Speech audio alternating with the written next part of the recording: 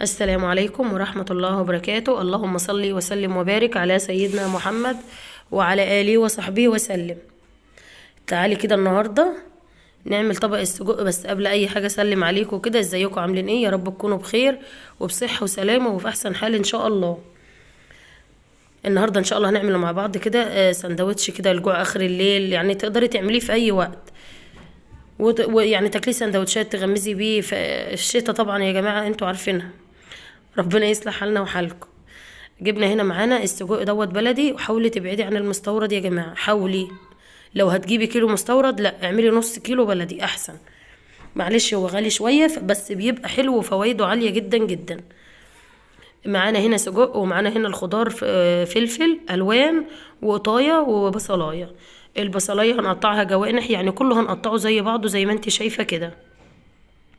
ومعانا هنا معلقة سمنة بلدي بقري. تقدري تعملي زيت، تقدري تعملي سمنة، النوع اي حاجة انت حباها تحطيها. وتقدري تستبدلي اي حاجة في الحاجات اللي احنا حاطينها دي. ممكن تحطي بدل الفلفل الالوان فلفل رومي، فلفل حامي، براحتك خالص، على حسب ما بتحبي او على حسب ما موجود عندك في بيتك. ما ترتبطيش بحاجة معينة انا بعملها. ايوه اكلاتنا سهلة واقتصادية، ولكن برضو فيه بديل ليها. فان شاء الله باذن الله كل حاجة برضو هنعملها مع بعضينا كده. بس نصلي على النبي كده. اللهم صلي وسلم وبارك على سيدنا محمد وعلى آله وصحبه وسلم. هنضيف كده البصلاية مقطعينها جوانح، تقدري تقطعيها مكعبات، تقدري تقطعيها تقطيع اللي تعجبك خالص. بتحطي عليها رشة ملح، بس طبعا هي ما جاتش رشة الملح وانا بضيفها، وممكن ما تحطيهاش، بس رشة الملح بتدبل البصلة معاكي بسرعة. وهنقلبها كويس لحد لما تبقى شفافة معانا. احنا مش عايزينها تاخد لون علشان خاطر نحس بالطعم بتاعها. لو خدت لون مش هتبقى مسكرة معانا. فهي الطعم، فلما تبقى شفافة وتضيفي عليها السجق بتبقى حلوة جدا جدا. او مش في المرحلة دي طبعا، دي لسه هنقلب فيها شوية.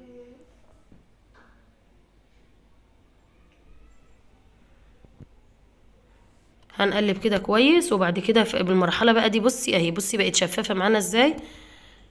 لو بتحبي يعني تستطعمي بطعم البصلة كده، ممكن تضيفيها بعد السجق، يعني ممكن تحمري السجق الأول وبعد كده تضيفي عليه البصلاية. بس طبعا ولادي ربنا يهديهم ويصلح حالهم ما بيحبوش طعم الخضار ولا طعم البصل في الأكل. فأنا بحاول أعوضهم في أكلة هم بيحبوها، وفي نفس الوقت يعني بحطها في سندوتشات. يعني ممكن أحطها في عيش بلدي، ممكن أحطها في عيش فينو، علشان خاطر برضو أغريهم إنهم ياكلوا الخضار ده عشان يبقوا متعودين عليه. هنرش كده رشة فلفل اسمر. طبعا هو السجق بيبقى فيه التوابل بتاعته كلها، ولكن انا بضيف الفلفل الاسمر ده، حلو جدا جدا وبيدي عشان الخضار كمان اللي معانا. بصي اللي ما شاء الله السجق برضو نزل كمية دهون اهي برضو كويسة. هتعرفي ازاي السجق ده استوى معاكي لما ياخد اللون ده وتحسي ان اتفتح كده من الجناب. في المرحلة دي بتبدأي بقى تضيفي الفلفل.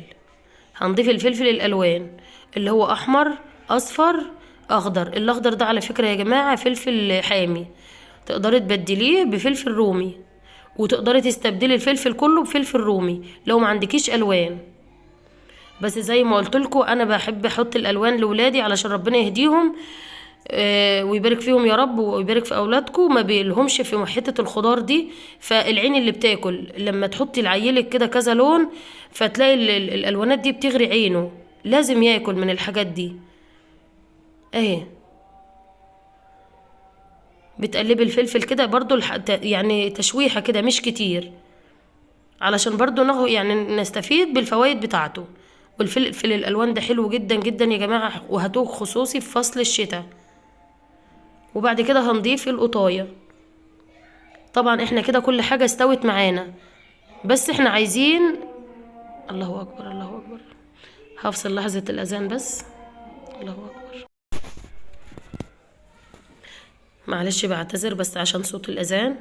قلبناها كده لما بقت معانا بالشكل ده، وطبعا معلش انا مسكته قطعته كده بالمقص وبالمعلقه، يعني مسكت الواحده كده بالمقص ورحت قطعها. انت ممكن تخليها سليمه وتحطيها في سندوتش الفينو كده، بس طبعا احنا هنغمزه، مش هعمله سندوتشات. بصي بعد ما غرفناها بقى، بصي بالشكل الجميل ازاي. تقدري تعملي جنبه بطاطس محمره، تقدري تحطي جنبه مكرونه، اللي انت بتحبيه تاكليه. فده ان شاء الله هناكله في سندوتشات، ورشه كده من البقدونس عليه بيخلي ريحته حلوه جدا جدا، وكفايه الالوان بتاعته. دي كانت طريقتنا النهارده في الاكل البسيطه دي. لو عجبتك وصفتنا ما تنسيناش في دعوه حلوه واشتراك في القناه، وفعلي زرار الجرس على الكل، ودوسيلي لايك طبعا من ايديك الحلوين، هيشرفني اشتراكك جدا جدا. ولازم يا جماعه اللايك، انا بشوف مشاهدات بس مش شايفه اللايك يا جماعه. اللايك ده اللي بيدعم الفيديو وبيخلي الفيديو يترفع لاكبر عدد يشوفه، فبالله عليكم ما تنسوش الفيديو يا جماعه. يا رب تكون وصفتنا عجبتكم النهارده. ما تنسونيش كده في خالص دعائكم، واشوفكم على خير. سلام عليكم.